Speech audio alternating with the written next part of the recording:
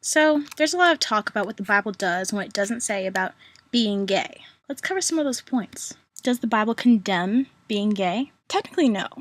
When someone says the Bible condemns homosexuality, the only thing it really condemns is acting upon it, homosexual behavior.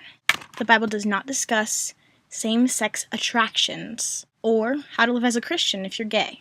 Things like being gay is something that you have to, talk to God about. It's not something you're going to find in the Bible that's going to tell you that's wrong. The Bible was written thousands and thousands of years ago. You have to reach through prayer to talk to God about it, to connect with Him, and to ask Him for guidance. He made you, and I don't think He would make you with a flaw. At least not one that wasn't okay.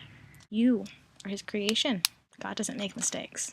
That's humans. And I don't think He would give us this love for another person if we weren't supposed to act on it. Nowhere in the Bible does it discuss gay feelings. There are only a handful of passages that discuss gay sex or same-gender sex, and all of those passages are negative. But nowhere does it discuss how someone feels about someone else. There are two ways to interpret these passages, and the gay Christians are kind of divided on which to go by. The one that's predominant with the Roman Catholic Church is that a gay Christian should live a lifelong celibacy. The other view holds that the Bible does condemn certain sexual practices, but that God blesses a loving, monogamous, Christian-centered, same-sex marriage.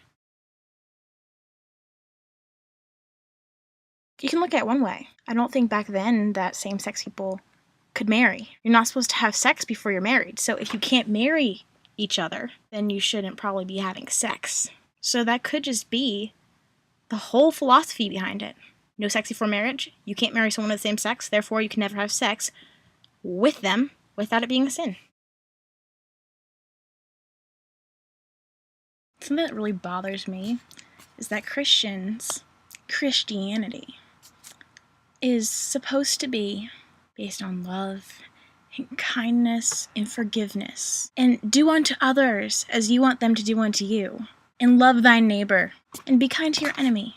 All of those traditional, kind, loving, and accepting things.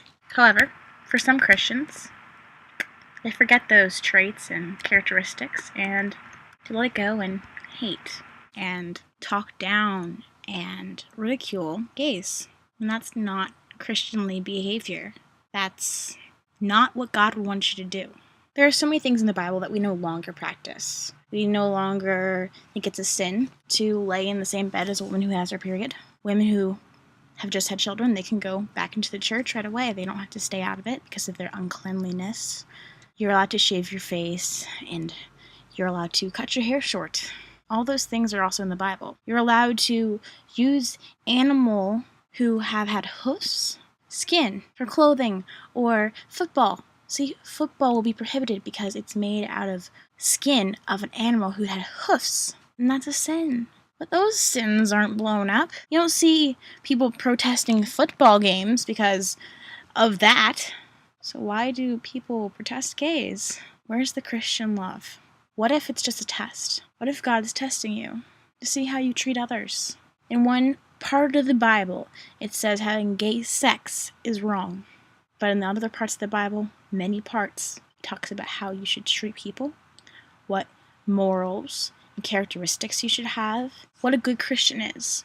And hating and ridiculing and protesting is not on the list. It's up to you what kind of Christian you'll be.